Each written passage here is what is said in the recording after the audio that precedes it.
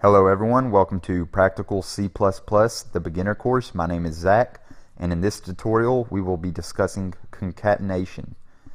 Now before we actually get into concatenation, which may sound like a difficult topic, which it's really not, I just kind of want to discuss this using namespace standard one more time with you guys, just to give you an idea of why it is in our code.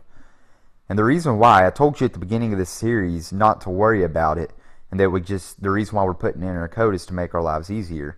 And I want to show you, it's because when we do something as simple as cout hello world, and we try to output that, if we don't have this using namespace standard, all of a sudden our code falls apart and we get an error right here, an error, and it says error, cout was not declared in this scope.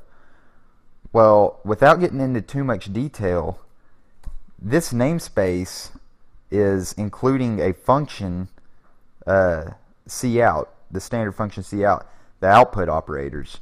So we need using namespace standard just to do simple, standard operations such as output hello world to the screen and then end the line. Now there is a way to get around this. Obviously, you could take this out and do something else to use this function, but I don't want to get into that yet because that's more of an advanced topic. I wouldn't consider that a good topic to discuss with absolute beginners in programming.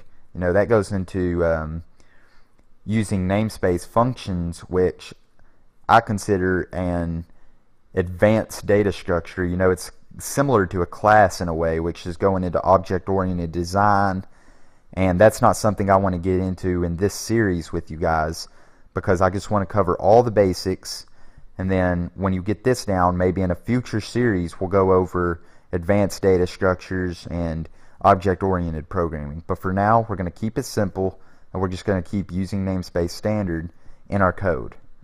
That being said, let's move on to concatenation, which is a simple, in my opinion, it's a simple topic, even though it sounds difficult. And all concatenation is, it's basically the addition of strings. And I want to show you what I mean. So if we do string first name equals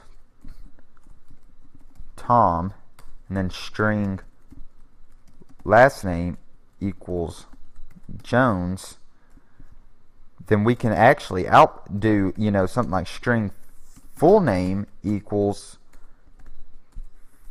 first name plus, let's add a space in there, plus last name. And we can output that.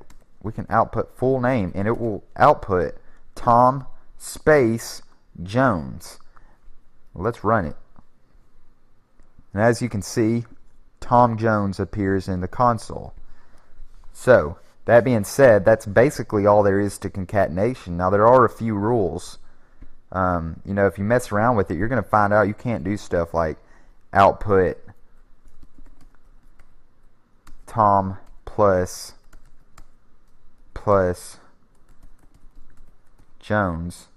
When you output that, you get an error. So you need to have a variable in between your raw strings. You need to be adding a raw string to a variable when you do concatenation, either that or two variables together, if you understand that. And if you don't, I would say just practice this concatenation topic, and it will become simple to understand, when you can use concatenation and when you can't.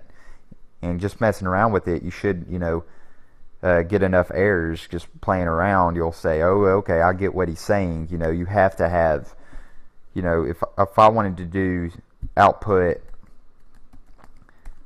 Jimmy plus